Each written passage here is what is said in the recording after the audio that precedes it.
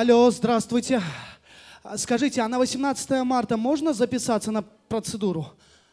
Только одна? А как называется? Гидроколонотерапия? Ого. Водные процедуры? Тогда вот записывай. Тоқтаса! Сейчас, секунду.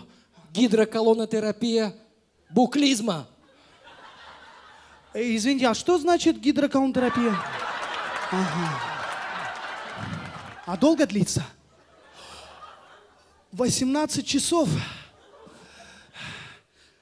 Ну, тогда я выбираю здоровье.